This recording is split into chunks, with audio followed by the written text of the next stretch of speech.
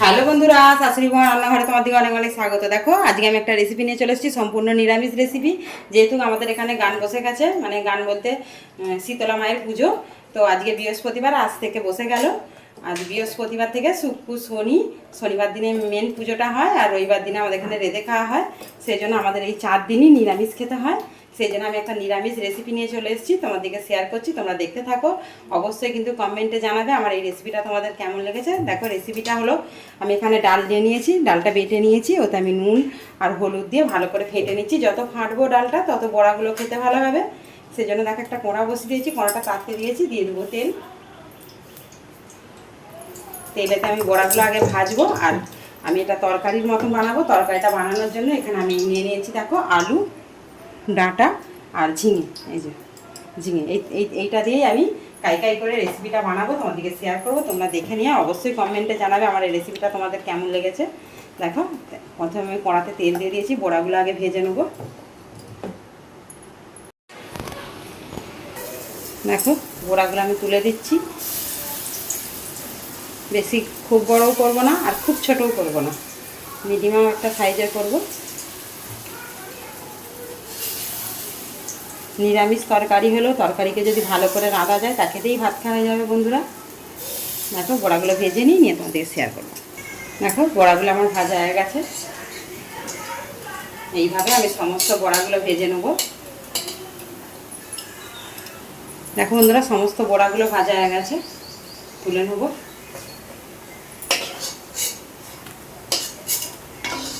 ওই তেলেতেই আমি এবারে দেখো জিরে ফোড়ন দিয়ে দেবো।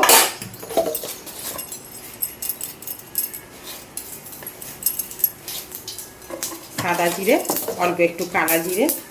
কালা জিরে দিলে সেন্টটা ভালো লাগে। দিয়ে দেবো একটা লঙ্কা আর তেজপাতা।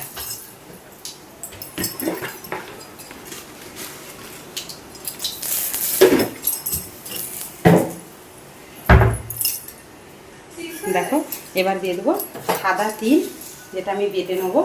এই যে মিক্সির জারেতে নিয়ে নিচ্ছি সাদা তিল। আর এখানে নিয়ে নেবো দেখো পোস্ত।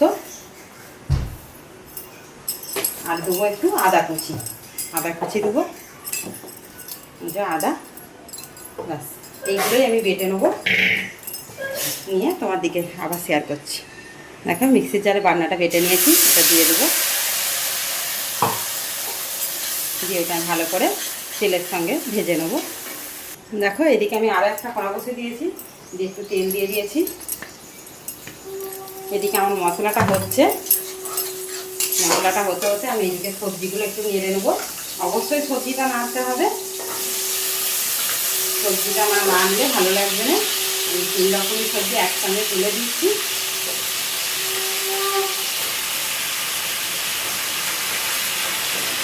দিয়ে ভালো করে নেড়ে নেবো।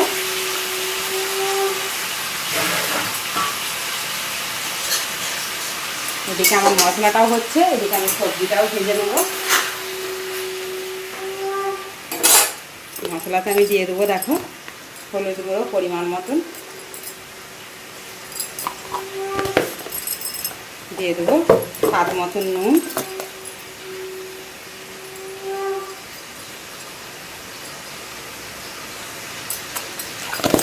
দিয়ে দেবো লাল লঙ্কার গুঁড়ো, ঝাল লঙ্কার গুঁড়ো। অবশ্যই লাল লঙ্কার গুঁড়োটা দেবে, কালারটা ভালো আসবে। দিয়ে দেবো ঝাল লঙ্কার গুঁড়ো, যে যেমন ঝাল খাবে সেই হিসাবে দেবে।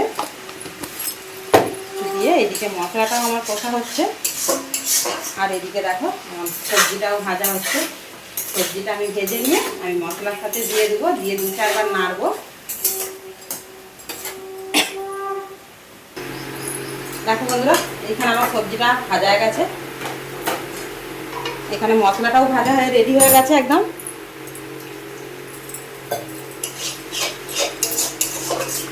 এই মশলাটা আমি জল দিয়ে ধুয়ে নিয়ে এই সবজিতে দিয়ে দেবো। মশলাটা আমার একদম রেডি, সবজিতে দিয়ে দেবো। দেখো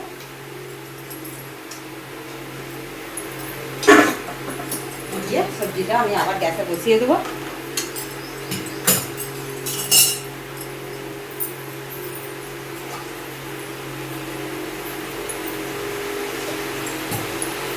এবার সবজিটা আমি মশলার সঙ্গে ভালো করে নাড়াচাড়া করে নেবো।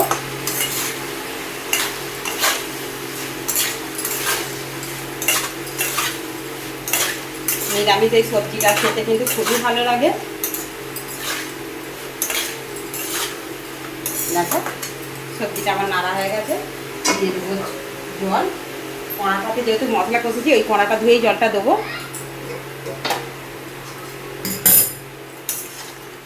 আর একটু জল দিয়ে দেবো, যেহেতু আমার আলুটা সিদ্ধ হবে। আর যেহেতু বড়ার তরকারি অবশ্যই জলটা একটু বেশি লাগবে, কেন বড়াতে সমস্ত জল টেনে নেয়।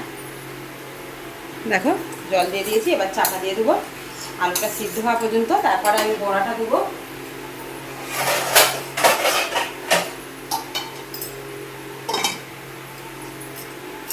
দেখো বন্ধুরা আলুটা আমার সিদ্ধ হয়ে গেছে, এবার আমি দিয়ে দেবো বড়াটা। এই দেখো সিদ্ধ হয়ে গেছে, এবার বড়াগুলো দিয়ে দেবো। দিয়ে বড়াটা দিয়ে কিছুক্ষণ ফুটতে দেবো, হয়ে এলে তোমাদেরকে আবার শেয়ার করব। দেখো বন্ধুরা ওপর থেকে এবার একটু গরম মশলা দিয়ে দেবো। তরকারিটা আমার রেডি হয়ে গেছে। এরকম কাই রাখবো, গোড়া থেকে টেনে নিবে আরও কাইটা। তোমার থেকে প্রথম থেকে শেষ পর্যন্ত পুরো ভিডিওটা দেখেছি, অবশ্যই কমেন্টে জানাবে আমার এই নিরামিষ রেসিপিটা তোমাদের কেমন লেগেছে। অনেক অনেক ধন্যবাদ আমাদের ভিডিওগুলোর পাশে থাকার জন্য।